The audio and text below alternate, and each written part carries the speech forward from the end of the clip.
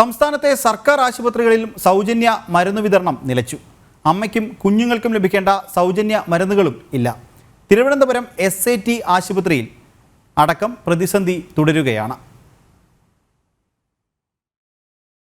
Thiruvananthapuram SAT ആശുപത്രിയിൽ വിവിധ ആരോഗ്യ സ്കീമുകളിലൂടെ നൽകി വന്ന മരുന്നുകളുടെ വിതരണമാണ് നിലച്ചത്. അമ്മയ്ക്കും കുഞ്ഞിനും സൗജന്യമായി നൽകി വന്ന മരുന്നുകളാണ് മെഡിക്കൽ സ്റ്റോറുകളിൽ നിന്ന് ലഭിക്കാതായത്. ആശുപത്രിയിൽ ഡോക്ടർ നൽകുന്ന കുറിപ്പടി ആരോഗ്യ സ്കീമിന്റെ ഓഫീസിൽ നിന്ന് സീൽ വെച്ച് വാങ്ങിയാണ് മെഡിക്കൽ സ്റ്റോറുകളിൽ നിന്ന് മരുന്നുകൾ വാങ്ങുന്നത്. കഴിഞ്ഞ 2 ദിവസമായി വിവിധ സ്കീമുകളിൽ നിന്നുള്ള കുറിപ്പടിയുമായി എത്തുന്നവർക്ക് ഔട്ട് ഓഫ് സ്റ്റോക്ക് എന്ന സീൽ വെച്ച് നൽകി മെഡിക്കൽ സ്റ്റോറുകൾ മടക്കിവിടുകയാണ്.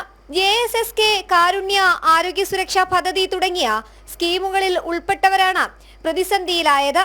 പ്രസവശേഷം ആശുപത്രിയിൽ തുടരുന്ന അമ്മയ്ക്കും കുഞ്ഞുങ്ങൾക്കുമടക്കം മരുന്ന് വിതരണം നിലച്ചത് തിരിച്ചടിയായിരിക്കുകയാണ്. എന്നാൽ വിവിധ സ്കീമുകളിൽ നൽകിയ മരുന്നുകളുടെ പേരിൽ 12 ലക്ഷത്തിലധികം രൂപ കുടിശ്ശിക വന്നതാണ് മെഡിക്കൽ സ്റ്റോറുകൾ വിതരണം നിർത്താൻ കാരണം. ജനം, തിരുവനന്തപുരം.